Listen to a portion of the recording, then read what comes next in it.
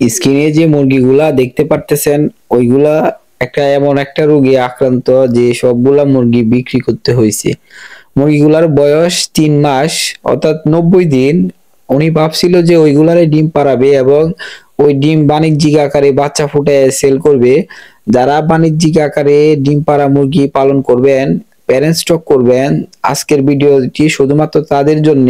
এমন একটি ভ্যাকসিন আছে যেটা আপনাদের অবশ্যই দিতে হবে, অথবা মুরগির একটা গাইডলাইন আছে কিভাবে ওইগুলা আনবেন। প্রথমত এই মুরগিগুলা আমাদের যে কোম্পানি থেকে আনি ডিম পাড়ার জন্য যদি না বলি, সেই মুরগিকে কখনোই ওই ভ্যাকসিন দিয়ে দেয় না। ওই জন্যে খামারি ক্ষতিগ্রস্ত হয় এবং পরবর্তীতে সে মুরগি এমন একটা অবস্থা হয়, তার মুরগি বিক্রি করতে হয় অথবা অনেক মুরগি মারা যায় যদি পালতেই হয়।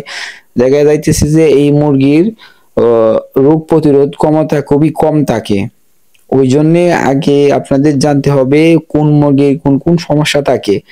তো অনেকেই তো দেখেন ইউটিউবে বলে টাইগার মুরগির এমন একটা রোগ প্রতিরোধ ক্ষমতা খুবই বেশি, কিন্তু প্রকৃতপক্ষে এই সবগুলা মুরগি ক্রসিং বা অন্য একটা মুরগির সাথে ক্রস করাইছে, বিট করছে, পরে ওই মুরগিটার আবিষ্কার হয়েছে।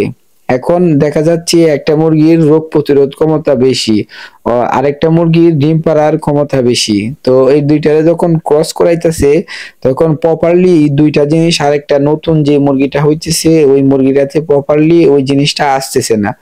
ওই জন্য দেখা যাইতেছে ওই মুরগিতে একটা বিশেষ জিনিস আসছে যে ওই মুরগিটা ডিম পারে বেশি কিন্তু ওইটা রোগ প্রতিরোধ ক্ষমতা খুবই কম।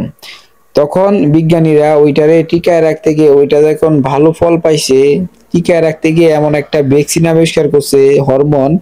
তো এই হরমোনটার মাধ্যমে মুরগিটা যে বয়সটা আছে বয়সটা অতিক্রম করতে পারে। যেমন আমাদের নিজেদেরকে দিয়ে বুঝাই, প্রথমত আমরা 40-এর পরে আমাদের যে চামড়া আছে চামড়া একটু বাজ হয় আর কি। আমরা 40-এর পরে আমাদের যৌবন আস্তে আস্তে কমতে থাকে, কিন্তু এটা মানে আমাদের যে রোগ প্রতিরোধ ক্ষমতা, আমাদের হরমোন এটাকে ব্যালেন্স করতে পারে, তার আগে আমরা মানে ইয়া হয় না। কিন্তু মুরগির ক্ষেত্রেও এরকমই, মুরগির ক্ষেত্রে দেখা যাইতেছে 100 সপ্তাহ পরে অনেক মুরগি 50-60 সপ্তাহ এরকম একটা নির্দিষ্ট সময় আছে।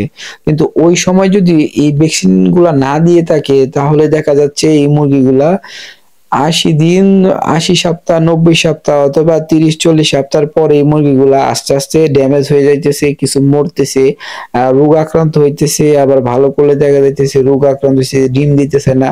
ওই সমস্যাগুলা লাগিয়ে থাকবে। তো কি কারণে এই মুরগিগুলা আজকে এই অবস্থা হয়েছে, তার বিক্রি করতে হয়েছে সম্পূর্ণ আমি এখন বলতেছি। প্রথমত আমরা যে লেয়ার দেখি, আমরা লেয়ার মুরগিটার এই সমস্যা হয় না, কারণ কোম্পানি একদিন বয়সে 24 ঘন্টার ভিতরে দুইটা ভ্যাকসিন একসাথে কম্বাইন্ড ভ্যাকসিন অথবা আলাদা আলাদা ভাবে দিয়ে থাকে। একটা হচ্ছে মারেক্স আর একটা হচ্ছে লিও ভ্যাকসিন।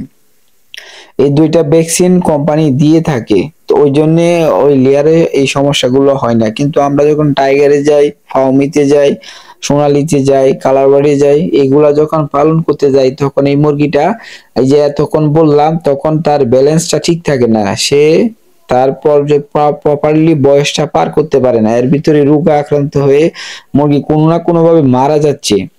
ওই জন্য এই লিও ভ্যাকসিন একদিন বয়সে আপনি যেখান থেকে বাচ্চা নেবেন, প্রয়োজন পড়লে আপনি গিয়ে ভ্যাকসিনটা করায় পরে নিয়ে আসতে। বা দেশি মুরগির ক্ষেত্রে যারা ভাবছেন এটা দিতে হবে কিনা, আর দেশি মুরগির যে জাতটা আছে তারা এমনিতে স্ট্রং, তাদের ইমিউনিটি ঠিকই আছে, তারা কোনোভাবে ব্রিডিং হয় নাই, হইলেও এটা যেমন ভাবে আছে ওইটা এইভাবে থাকতেছে। অন্য সব ভ্যাকসিন লেয়ারের মতোই করে দিতে পারবেন, কিন্তু আপনি যদি ফার্মিতে যান, সোনালিতে যান, টাইগারে যান অথবা খালারবাড়ি যান, আর অন্যান্য যে জাতগুলো আছে বাণিজ্যিক আকারে করতে যাবেন, অবশ্যই এই বিষয়টা মাথায় রেখে আপনার ভ্যাকসিনের যে প্রথম যে ভ্যাকসিনটা, ওই দুইটা ভ্যাকসিন আগে করায় পরে সেইটা মুরগি উঠাইবেন।